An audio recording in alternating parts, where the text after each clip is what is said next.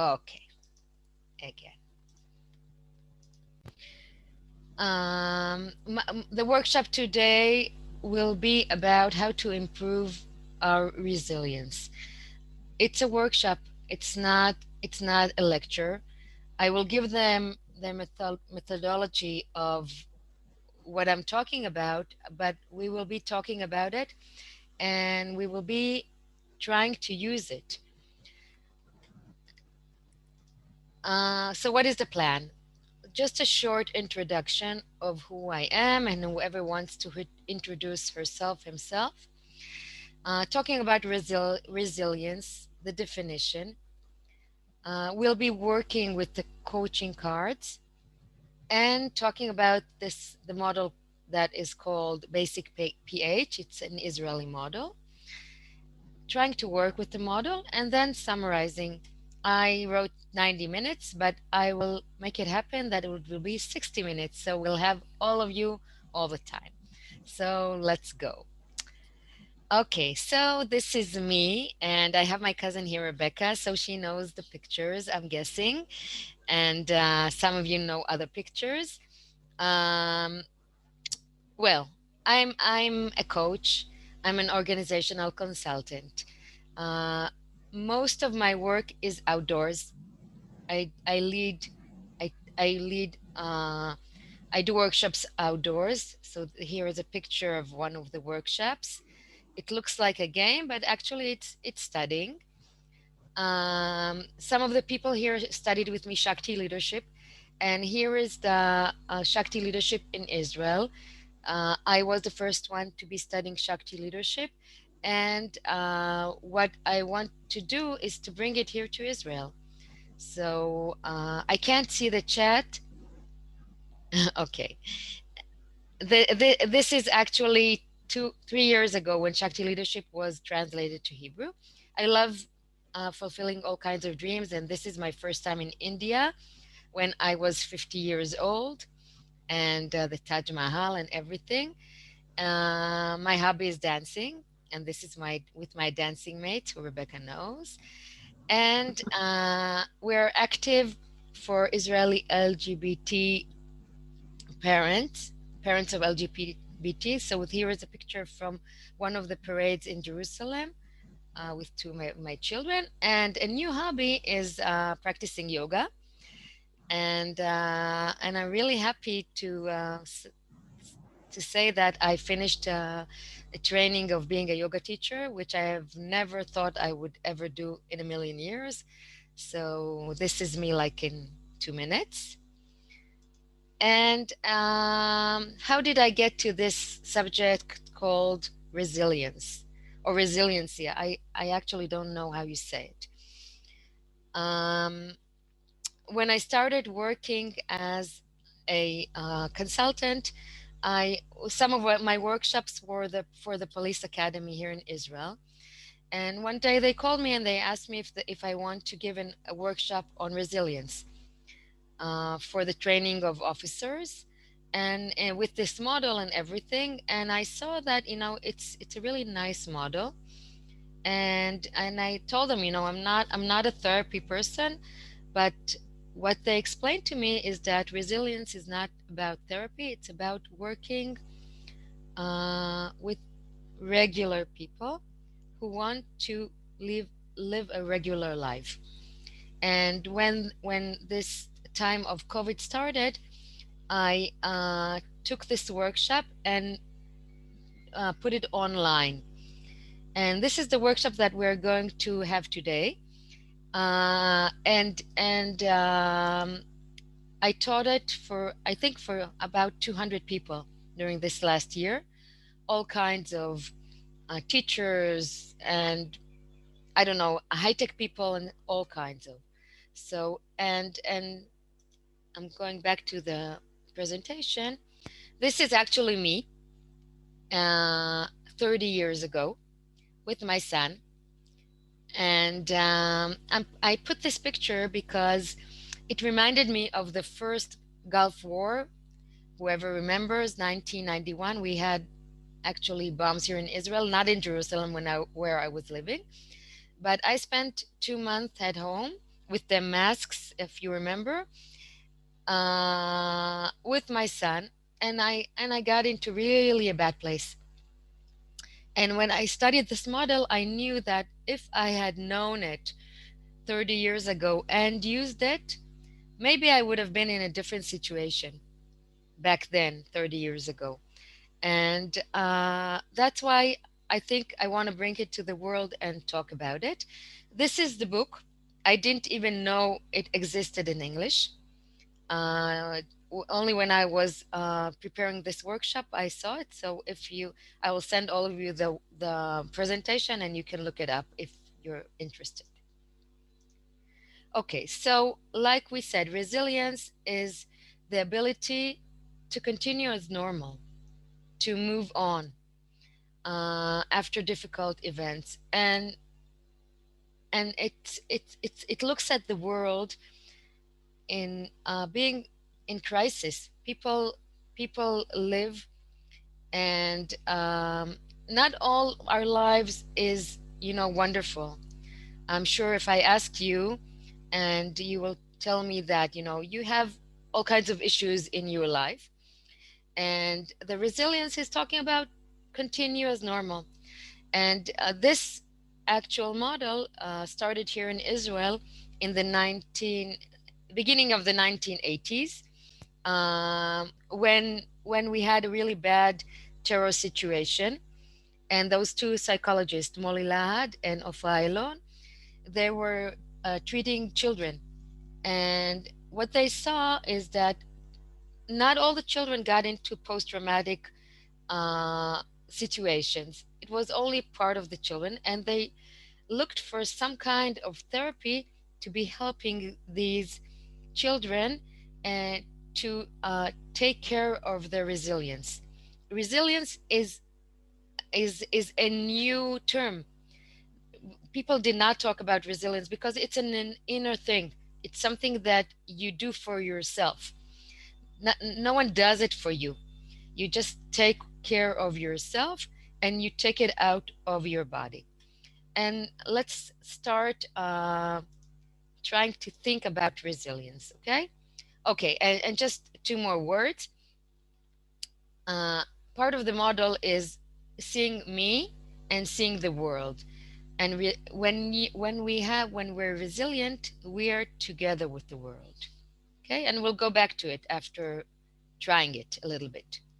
Okay, so what I want you to do all is to look at these cards and on the screen, and think of some kind of a personal situation you had, well, in the last year, in the last 2 years, of resilience, and try to pick one or two cards that reflect this situation, and just take a picture of it with your phone. Okay, I'll just give you 2 minutes. Give me a sign that you're done.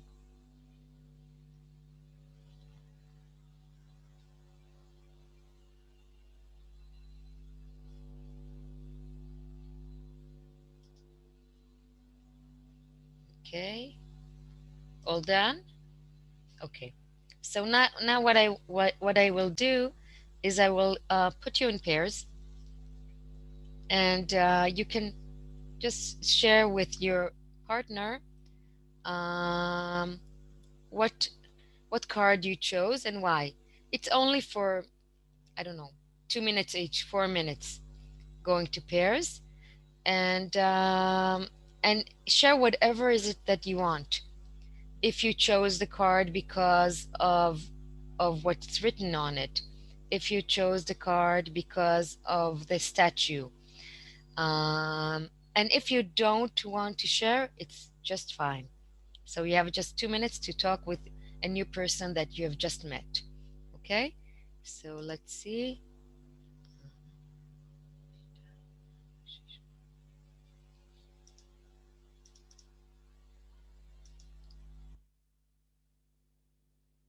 Okay, you could not find any card. It's just fine. You can just share what helped you, your resilience, in the last year. Oh, you want another?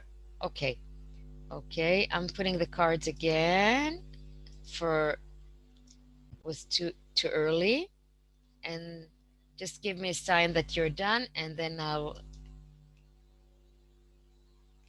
Okay.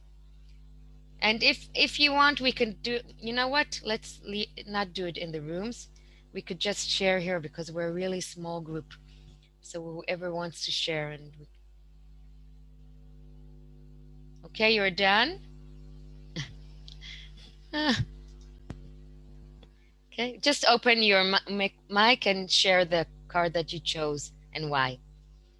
Iris, I'll share Yeah. because it was so obvious for me. Okay. My two cards were overload and pause.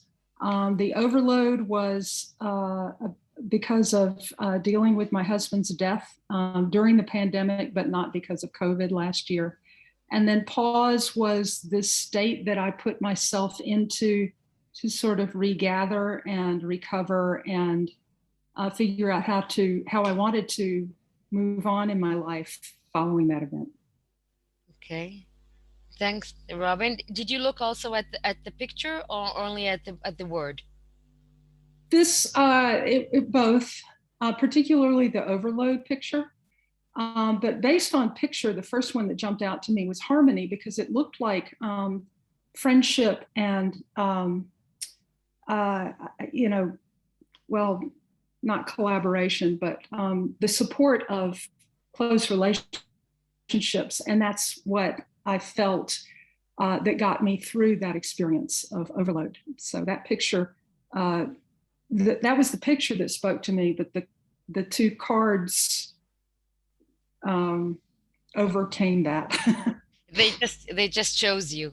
Okay. Yeah, Thanks, yes. Robin. So, Thanks. Someone else wants to share maybe the cards that you have chosen? Iris, I can share. Okay. Um, and actually, the first two cards that I've chosen were journey, and was because of the statue. I was kind of sad and with a luggage going on, and for me, it was my way to of resilience is going elsewhere, as seeing other landscapes. And the second was insight, because every time, but that was more the word than the picture, because every time from that I need to be resilient and overcome, I pause and insight. What is the good side? What am I learning Okay. from So an experience? you Yeah. you look into yourself.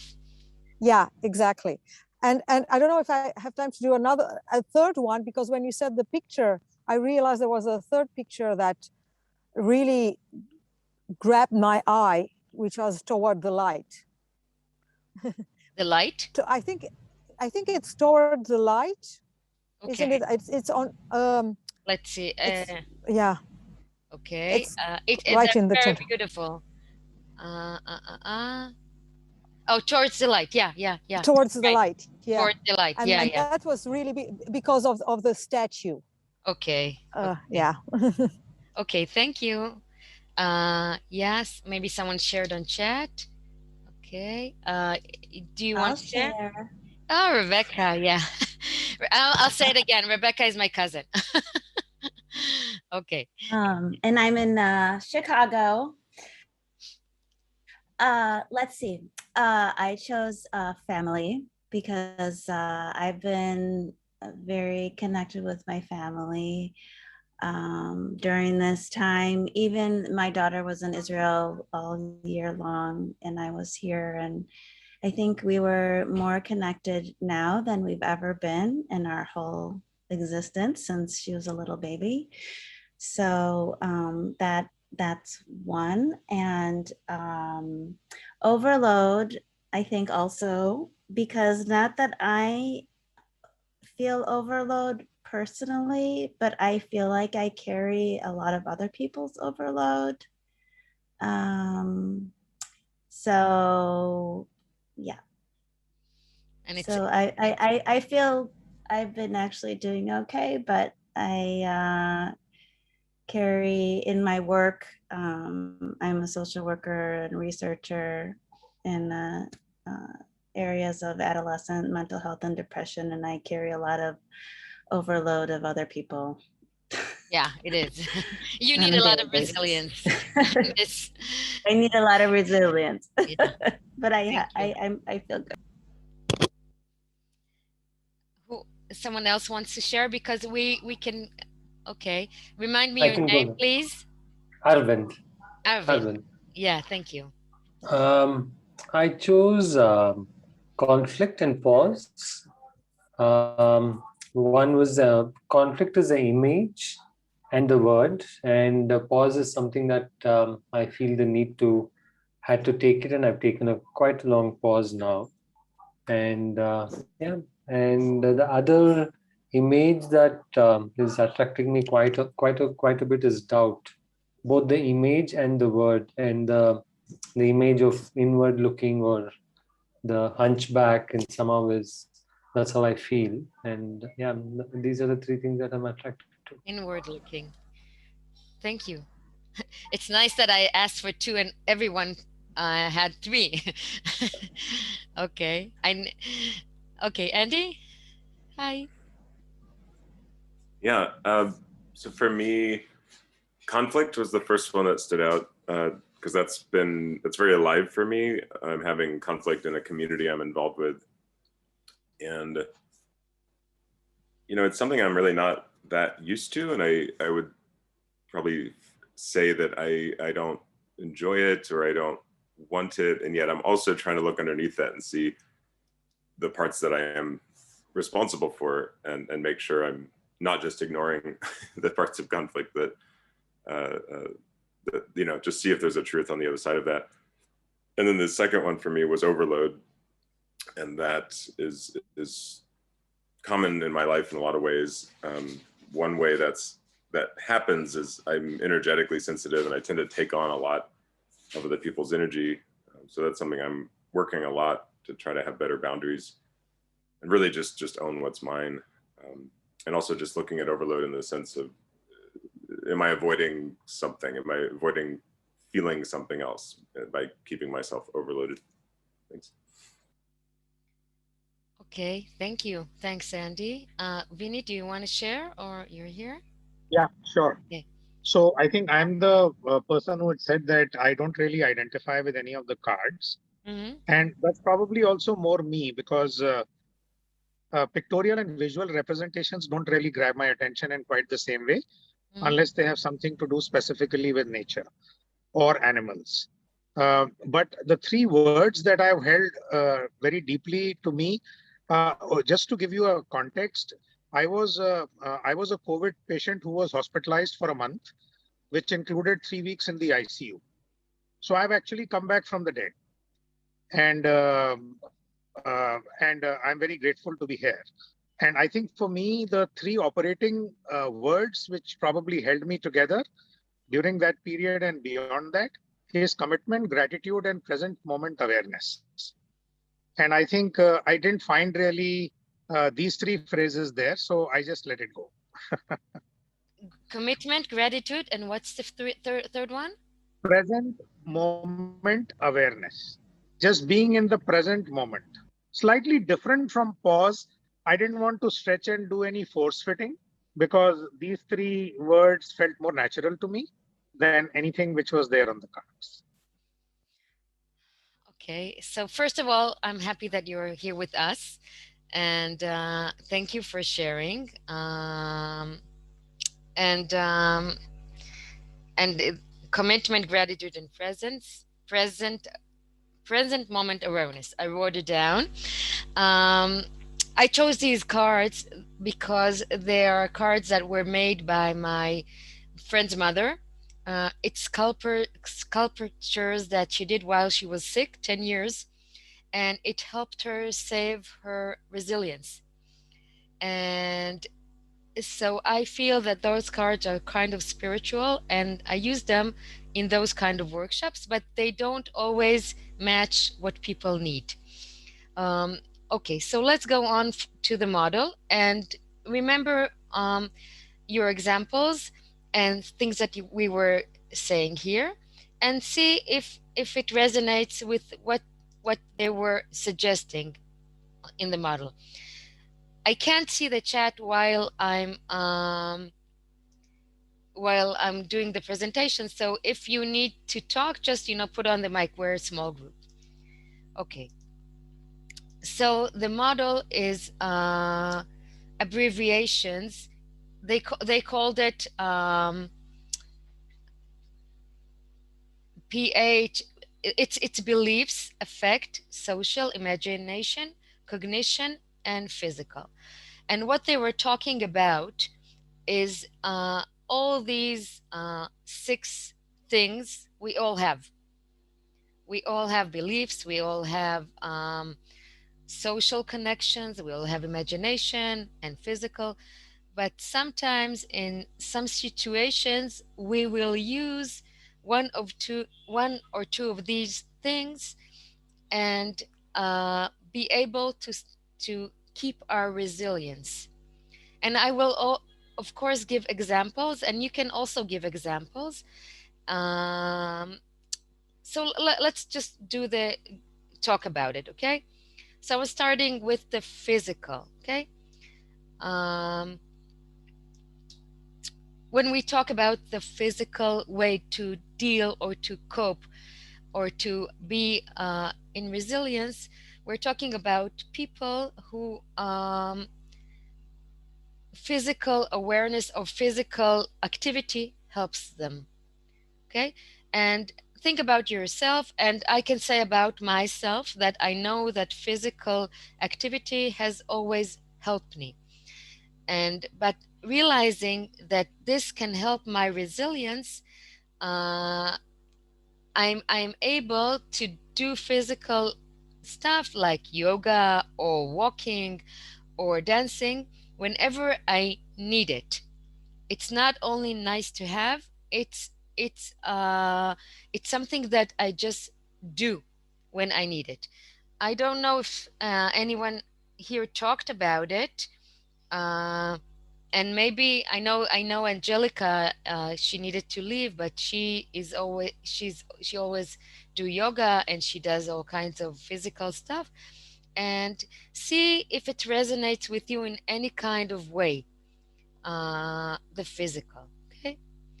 And we all have it all, but sometimes uh, one or two things are more aware, are more helpful for us for our resilience. The second one they were talking about is cognition, and I think maybe Ohana was talking about I I talk to myself, I insight in myself, and I think someone else was talking about dealing with the conflict. The cognition is people that tend to study the stuff that they need to do. Like maybe from your examples, if you are in a conflict, then you talk about conflict, and you read about it online, and you see you need to understand it more. You get more information. You rationalize whatever is it that you need.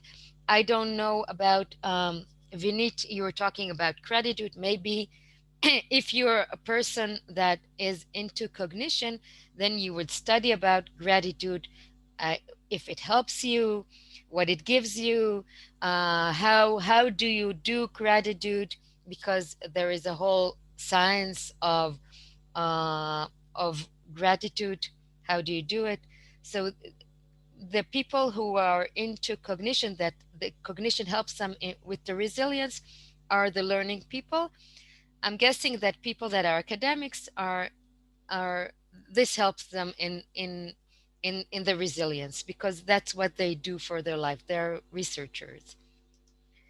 The third element, and you can ask whenever you want, okay? Because I feel that I'm just talking to myself, that just put on the mic and just talk, is emotional. And it's kind of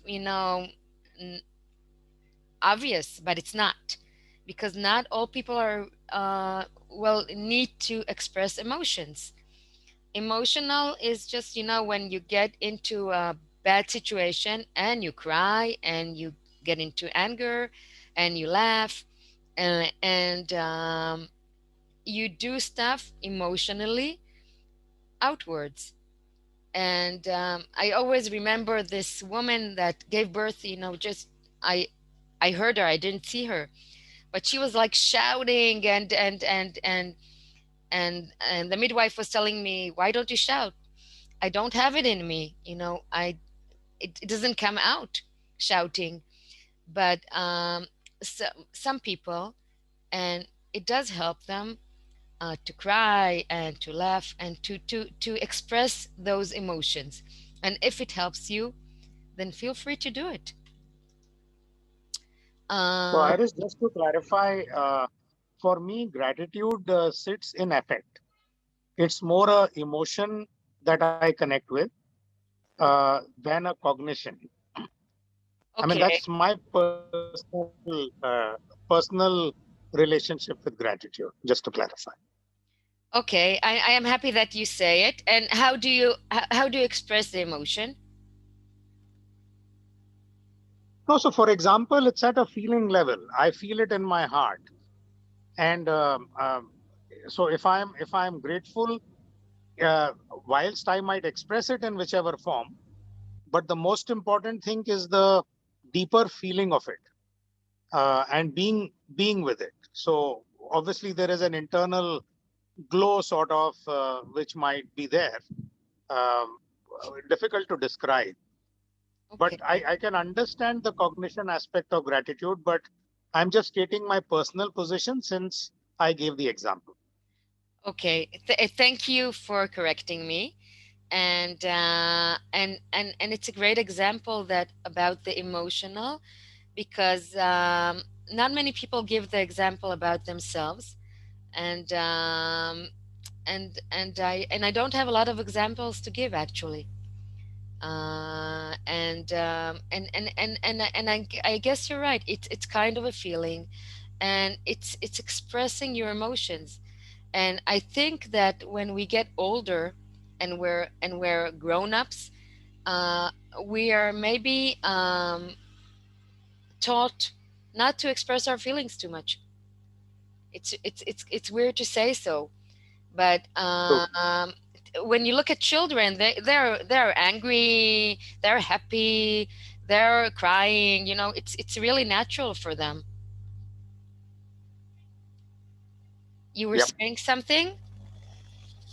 Um, Iris, Yeah. I was thinking, if you say that you don't have many examples, I had a question. It's example about how emotions go allow us to be resilient, or example about resilience generally. That uh, because I have a powerful example for me, but it's not really on affect and emotions. So yeah. okay. Give an example, and we'll see. Well, my example where I really felt like I succeeded to be resilient was when my son said that he won't continue with architecture studies, because what it's one the when he decided to go and be a student in architecture was one of my happiest moments of my life. I was so proud of that. And he had a very hard time during the 1 year, and he announced me that he gave up. And I was destroyed. I felt like it was really the end of the world. And then I stopped, and I had this insight. I said, well, actually, what's happening? I'm projecting my own expectations of of the perfect world, of a good world, to someone else, to someone I love. And the way that I overcame it is that I've learned this: not to project my own expectations on the life of others. Okay. So it was a way for me to become resilient. If not, I was really destroyed by the news. Okay. First of all, thank you for the example, and you're most welcome, all of you, to give examples. And I see that some people maybe got mixed up at the time, so they joined us, and we're half an hour into the workshop. You're welcome. You're welcome here, Michelle, Ilan, and NM. Um, we are talking about resilience, and we're just going to go on, and you can just join us. Um, and I think, Ohana, what you're talking about is um, cognition. You were talking to yourself. You were you, Yeah, absolutely. you were Yeah. analyzing what's going on, and it helped you. And we're just, we're talking about the physical side of resilience, the cognition side, and the emotional. Okay, and look at yourself at times that you needed to be resilient, and what did you use, what kind of way did you use, what helped you in your resilience, and and and and I want and be honest with yourself, because it's only you talking to yourself, it's only me talking to me. And as much as I thought, being cognitive is what I want to be, but I'm mostly physical. That's what helps me, just going out and taking a walk, and it just saves my mind, and I come back and I could do stuff. Okay, so I'm going to go on, and feel free to ask questions and just give examples. And okay, so I think that we're talking about the fourth element. The fourth element is beliefs. They're talking about beliefs, and it's all kinds of, well, it's what makes you wake up in the morning. And Andy and I studied together True Purpose, and one of the things that we were talking about in True Purpose is the mission. A person that has his or her mission wakes up in the morning and knows what he needs to do in his life, and it gives a lot of power to have this meaning of life. Some people believe in God, nature, Buddha, or whatever, whatever gives the power. I have this story that from one of the police officers that was talking about a fire that they came to a house with that had a fire, and a baby died over there, and he was really, really in a bad shape. And what he said that helped him was praying. He is Muslim, and he said that helped him go to the mosque once a day, helped him eventually overcome the trauma of seeing this dead baby, which is horrible. And it's part of his job, being a police officer, coming to these places, and see if this resonates with you in some kind of a way, if this can help you um, be more resilient, having some kind of belief or practicing some kind of belief.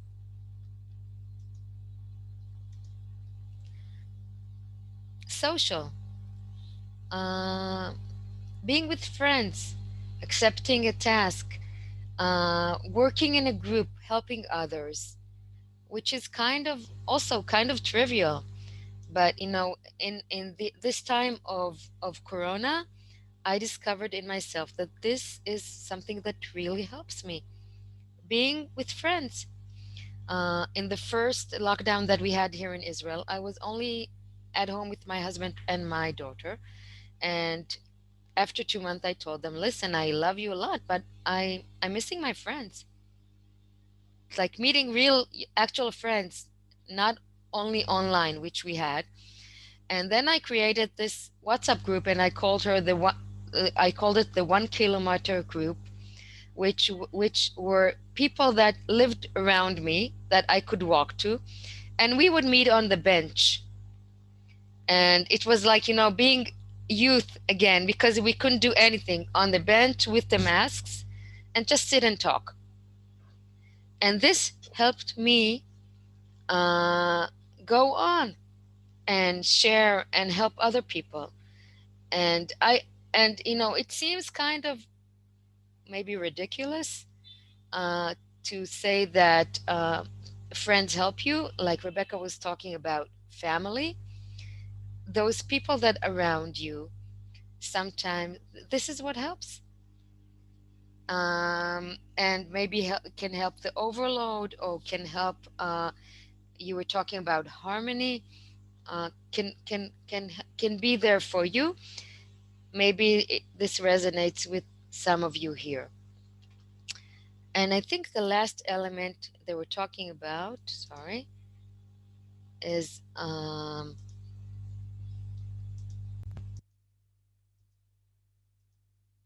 imagination. Okay, this is the last element, and we all have it, and we all have it. And these people, who is this uh, coping with this kind of the imagination. What helps them is things like painting, sculpture, writing, music. I have this ex-student of mine that sent me a picture of this really, really, really beautiful paintings that she does. Uh, I haven't seen it before. It's paintings. It's all black, and it has like dots on it. I don't know if someone knows it. It's a special method, and they interviewed her for their Israeli some kind of podcast, and they asked her, why are you doing this? So she said that it was one of the lockdowns, and she was like, she couldn't watch TV, and she couldn't be with people, and she needed to be alone, and she couldn't sleep, because many people could not sleep, because we were not doing a lot, and the stress and everything. So she opened something online, and there was this online workshop of how to do these paintings, and she started painting, and it's all black, and it has dots of all kinds, and she couldn't stop. So the whole wall around her is all filled with paintings, and after, I don't know, a few weeks, she started selling them. um, and they were asking her, why did you do it? So she said, this is what helped me every time I wanted not to think about what's going on, how many people are sick, I need to put on mask and stuff like that. I would go and paint. And I know people who did sculptures. I know people who wrote. I have two friends who wrote books this year. So this is a really interesting and very helpful method for resilience, using our imagination. Questions? Okay. What I want us to do now uh, is to use the method. Okay, to try and use it. We have 15 more minutes. As we said, we would do it an hour, and I would like, and this we will do maybe in really small groups, to think about a story, like Ohana said, that you felt that you needed to use your resilience, and try to think what helped you with these 6 elements. Okay, and I'm reminding you of the elements, and I don't know who is here and who's not here, and I am asking you if you want to share here in the small group or you want to share in rooms. You will decide. I apologize for joining late. Would anyone be able to name the first 5? I'm putting the screen of the 5 elements. Okay? I'm putting. Thank you. Thank you. No problem. I'm putting the screen again. Just a minute. And here, these are the elements. Okay? The beliefs affect all the stuff that are connected to emotions. The social, like I gave my example. Imagination, we were talking about it just now. Cognition, and Ohana was bringing her example. And physical. Thank you. Thank you. No problem. Okay, both are okay with me. Let's vote. Okay, who wants to go to rooms? Just raise your hand. Who wants to stay here? Just raise your hands. Okay. Okay, thank you, whoever wrote it in the chat. Michelle. Okay, so we're staying here. That's really, really fine with me. And let's bring some examples that you can share and see in these 5 elements that Andy shared here. Oh, Andy, thank you. What helped you? And then I can say something, Elise. Yeah. Oh, you're I'll in the give you car. all Okay. I'm in the car. Yeah. So this lockdown, I had a bunch of medical things, so I was not moving, but I started to crochet, and I don't know, it was like how I started to make this huge blanket for my daughter for college, and it really helped the time go by, and I felt like it made me feel productive. And now she has this huge thing. But I only had to stop in the summer because it was, hot. But it was, I tried to use my creativity and also make something like a gift for somebody that also made me feel good. So I don't know. I think that's resilient, I guess. And you didn't even know it. And I didn't. Okay, thanks. And it's starting, you think that's connected to what we're talking about, imagination, which is super cool. And I heard of people that did mosaics and drew and all kinds of stuff. Thank you for the example. Would love to hear some more examples. Yeah. So it's interesting. The two that I realized I call on the most is cognition and what your model is calling affect, which is getting in touch with my emotions and really I just letting them have their thing for a while.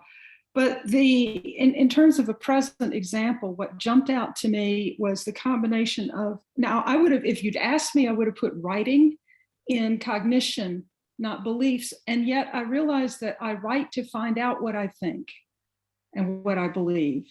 And I did a lot of that kind of writing, and it was part of my emotional exploration and release with the trauma and the overload and the death recovery, etc.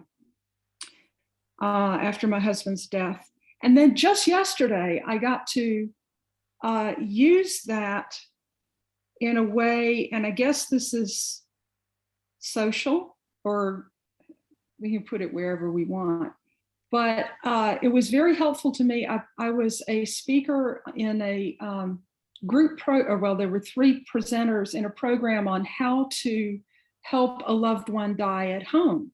And so I got to call on, it was very healing from the heart, and then share those experiences in a way that might help others. And So there's no question in my mind. It now in this context, I can see it really built my resilience to be able to do that. Okay. But the other thing I'll say is I really like this model because, like you say, I can see that we all have ways that we use, or that these 6 areas are available to us. And for me, it's a reminder to maybe balance things out a little more. Mhm. So thank you for this today. Thank you for your example. It's really interesting, especially the writing stuff. To write for yourself, just to express your feelings. That's what I understood from you, right? That's what you said. Yeah. Because some people told me that there is stuff that doesn't go into the model, like being in nature or taking care of animals. And I'm sure the model doesn't take care of all the stuff in the world, but it gives some kind of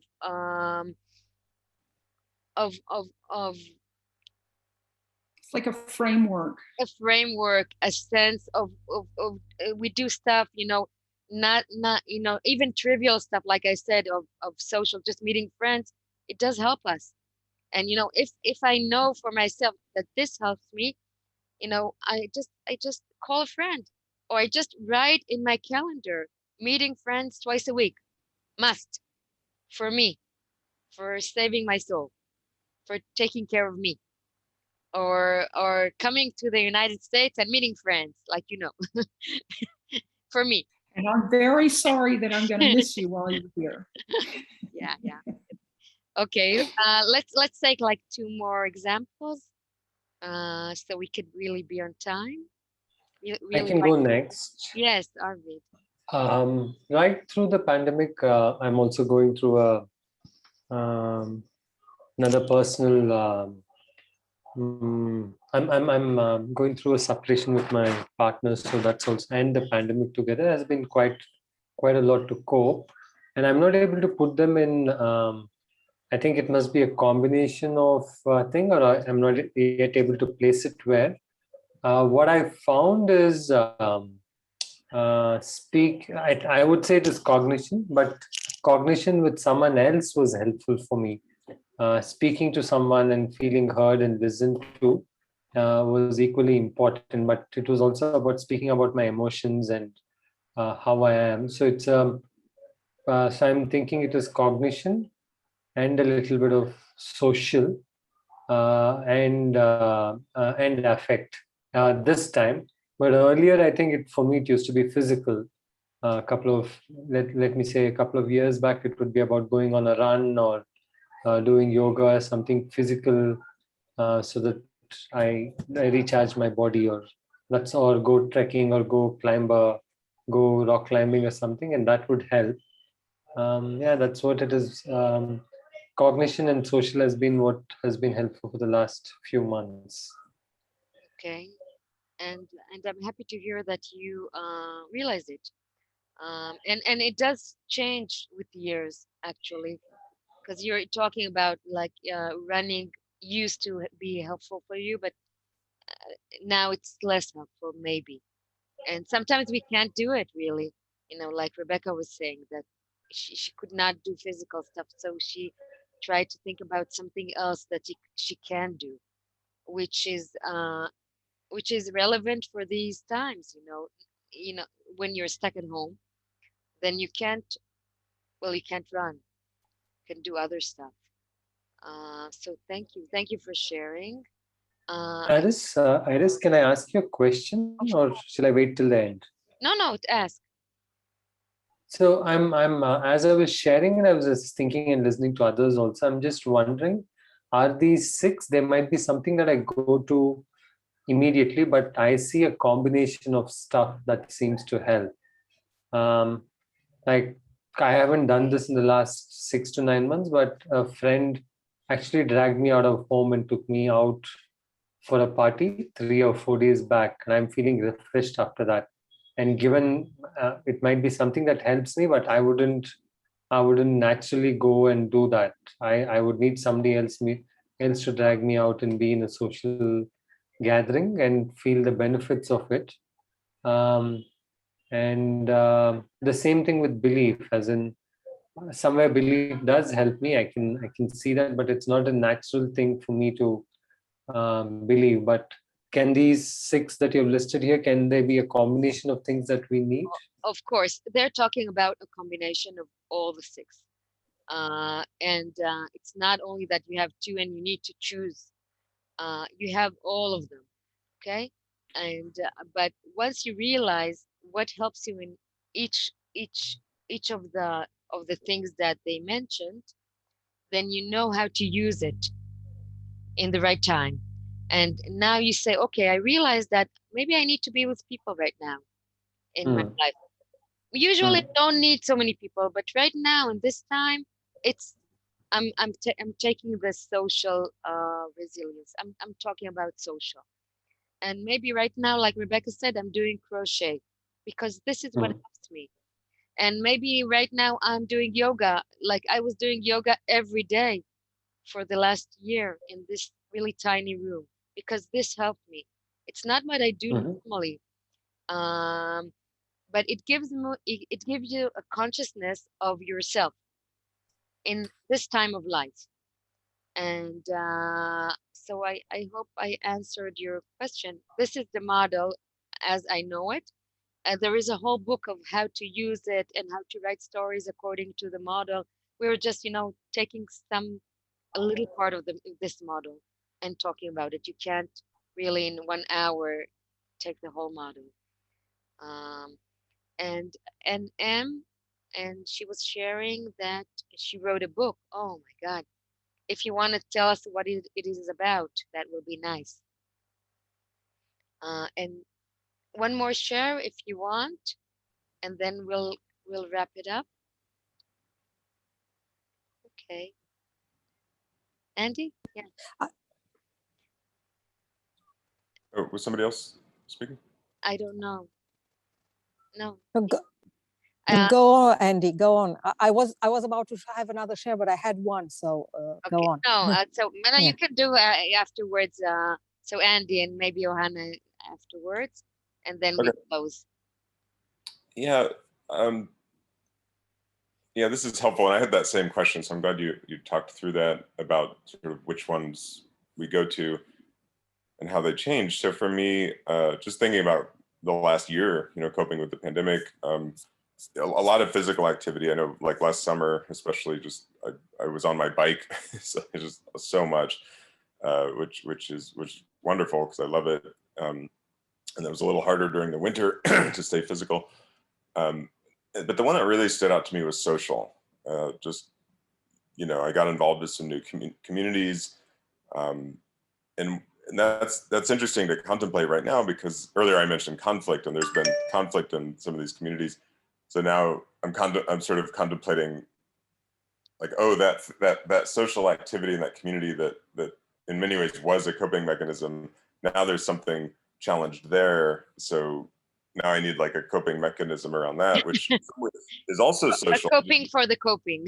Yeah, exactly. Like I have other social channels and I have a rather robust network. So that's part of it. But I've also started journaling more. I've journaled more or less at different parts of my life, and because I realize sometimes I think I can use socialization actually as an avoidance. So for a variety of reasons, so that it feels scarier to journal actually, because I feel like I might face more of Scarier. myself in the journal. Well, maybe you see things that you don't like. That's the scary part. Yeah, like it's exactly, and there's nobody else to point at. I mean, if it's just me, I could blame the pen, I guess, but that's not probably going to take me very far. So Mm, okay. But you see that it changes what you're talking about. It changes. Maybe I don't know if you did you bike before the pandemic or you biked a little? a little, earlier in my life I biked a lot, but last summer it was just cranked up probably three times or something. Okay. And sometimes you do stuff and you just do it spontaneously, and then you see, okay, this helped me. and you study about yourself, what helped you. And what's nice about this model and about resilience in general is once you know what helps you, then you can duplicate it. You can just do it again when you get into this tough time. And there is always tough time, you know. That's life. So it comes and goes, but you get into the tough time and you said, okay, wow, this helped me. Biking helped me. Okay, so I'm going to bike right now. Just an example.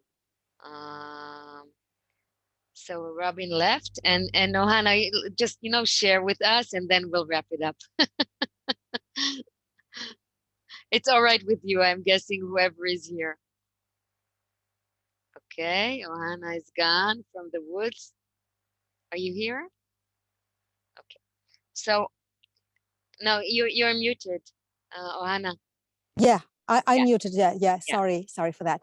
So I was realizing, I was thinking for sharing an example that I experienced twice in my life panic attacks, anxiety attacks, and actually, what happens is that I it's I can't move.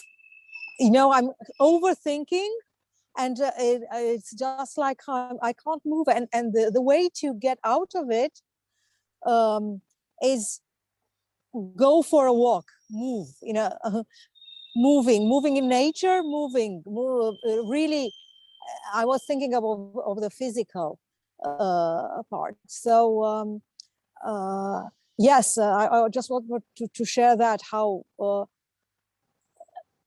it's cognition can be also not only resilience, but a way to be in the hamster wheel, and the way to get out of this hamster wheel can have other ways between the six elements that you can use. And for me, physical was one. There was, when I was there, kind of blocked. I had like a voice that said, "Move, go, move, yeah. and Do and something." and I w- Yeah, and I would add breathe. Breathing is yeah. something that was researched as helping for anxiety, actually. Yeah, that's interesting, but that doesn't really help. I know from a cognitive, I know that breathing is helpful, but actually it's like I'm putting a pressure on myself. It's just which is very interesting, Just the move. relationship with breathing. But yeah, just move. And this is just share. This is so interesting, and thank you so much, Iris, for sharing this with us, because it's for me, it's also a way to get out of these blocked situation. Mhm. So that opens up ideas for me. Yeah, and I have a question Yeah, also, sure.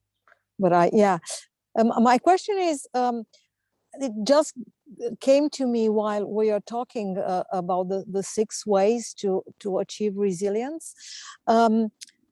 What is the subtle difference between resilience and avoidance? Because we can have um, uh, behaviors of avoidance that make us believe that we are become more resilient.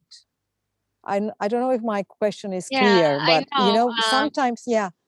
I, I Mm, I don't think resilience is avoidance. I think maybe resilience is a little bit running away in some kind of way. Not mm, really, but in kind of a way. Like, if I say that yoga is helping me, then I'm clearing my mind. mhm, So that mhm, that could help me save save my resilience, or mm, be more resilient. It's not that I'm running away, but maybe I am. I don't know. I don't know to say. And I haven't. It's a good question, and we could finish up with this question mark. It's not avoidance, that's for sure, because yeah, avoidance is not doing anything. It's just saying this does not exist. And when you try to be resilient, you know that something does exist, but you don't know what to do with it. Yeah. And you don't know what will help. But avoiding will, like if you were talking about your panic attacks, is just not doing anything. And then I don't know what will happen. Yeah. You decided to move, Mm. and people and Rebecca decided to do crochet, and Andy decided to bike, and I decided to meet my friends on the bench. It's something that you do. You don't, and when you avoid, you just but maybe it's connected in some kind of way. Yeah, I'm sure that it's not the same thing. I'm really sure about it. But it just when reflecting on it is I would love to see more of or what is the essence of the difference. So that's why. Yeah. Well, maybe that is for the next session. Exactly. And, yeah. Exactly. And we have here NM, and I don't know her name. She wrote it, and she was writing about books that she wrote by Narayan Mabubani, and maybe look it up. It's written all here in the chat. So thank you. And hi. Sorry, hi. I'm so sorry. I'm not on video. I'm so sorry. Yeah, so I also joined late, so I apologize. Yeah, the book is poetry in pictures. I just sat on my terrace and enjoyed the beautiful scenes and took pictures and got inspired to write a poem for each, and actually pushed myself to train myself to go on and publish it on Kindle. So it was something new for me and totally different from anything I've done before. And at the time of this pandemic, when everybody was cooped at home, I felt I really got something different done. And because I could help myself, I felt I could help a lot of other people. Like, yeah, as I put on the chat, I got a lot of elderly people to use Zoom, and then they could connect with their families. Otherwise, it's very daunting for people to be able to do these things. But because I had overcome that, I could help others to do it too. Well, thank you. And look it up. And I think next workshop, I will bring some kind of picture of one of the pictures from your book. So thank you for Oh, sharing. lovely. This is really beautiful. Okay. Anyone else want to say something? Because I want to summarize. Okay. Just so these are the elements: beliefs, affect, social imagination, and we're going to the end, and we're talking about all of them. And part of the model, how to use this, is how does it look on a daily basis? And we were talking about it a little bit. And how does it sound? It sounds like I need to run. It sounds like I want to meet my friends. What is the limit of this channel for you, for me, for each one? Because this is things that you can ask yourself once you studied about what helps you. And we're not going to use this right now, but it's questions that to take home or to take with you in order to be able to use the thank you to use this model end to end. I love this quote. Yeah. Iris, I just had a question. I'm sorry. Can you Sure. just go to the previous slide? Can you just go to the previous slide? Okay, no, to the previous. So you're talking about how does it sound? Can you give me another example? Just a minute. Something here. How does it sound? Okay. Yeah. Maybe you can give an example of how does it sound. I'm not. I didn't get it, and that's why I'm asking. And I can figure it out as I do the assignment or as I think more. At the moment, I'm not able to come up with how does it sound. Okay. But I want to understand. Are you talking about? I can give you an example from your example. How does it sound? So much fun. It's so much fun going to a party right now. Can you say that again, Iris? I couldn't hear you. Oh, sure. I'm quoting you. Okay. It's so much fun going to a party right now. Okay. Okay. Okay. Okay. This is how it sounds. It sounds like daily things that you say to yourself and help your resilience. Okay. I Got that. Yeah, I understood now. Thank you. Thank you, okay. Iris, for the example. Yeah, I Okay. got that. Yeah. Yeah. Okay. Okay. And thank you for the question. Okay. And this is a nice, really quote I really loved. When we learn how to become resilient, we learn how to embrace the beautifully broad spectrum of the human experience. And we were just talking about it, about everything here. And this workshop is part of the Truth and Reconciliation work and the Truth and Reconciliation Conference. And one of the really nice things that they decided to do is to help the fighting of the COVID. And I'm going to put here in the chat what happened to me. A link if you want to donate. This is the link to donate. And it's donations for Asia, donations for India, donations for the United States, whatever. So please feel free. This is the link to donate. Okay.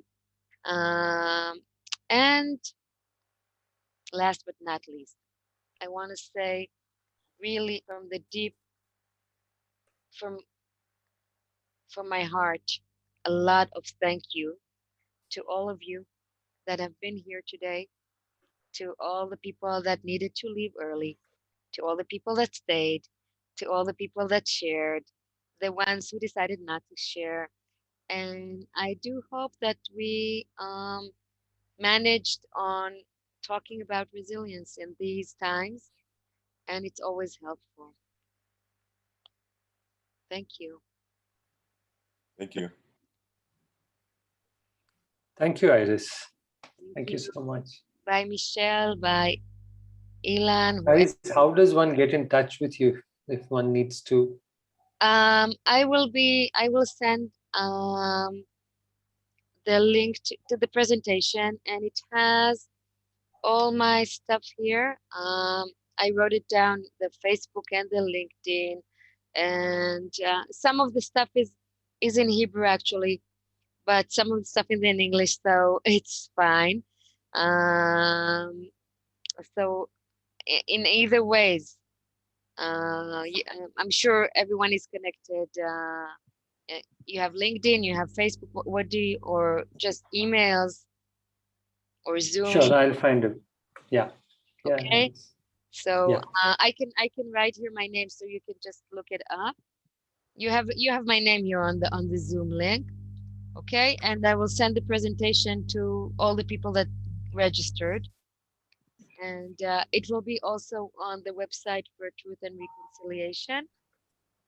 And here it's also on the presentation, and I always forget it, so you can just you have the Facebook and the LinkedIn and the website, everything here. Yes. Okay. I can see it now. Yeah. And someone wants some more because I'm having a hard time leaving you, and so something for the end. Okay. So did you get it, Arvid? Yes, I did. I did. Thanks, Iris. So I want to say thank you again, and it's only the first day of this conference, so there are really many really great lectures. I actually registered to 3 more during this week. I don't know if you saw the website of Truth and Reconciliation. It's all free, so you're most welcome to meet me as students in the next workshops. And the I have there is a workshop tomorrow of my friend Vital, which is great, and of Nilima and Vijay on Friday, and Rebecca Saltman, and many other people that I don't know. So I encourage you to come and be there. See you. Bye. Bye. Bye bye. Mm. Bye. Bye.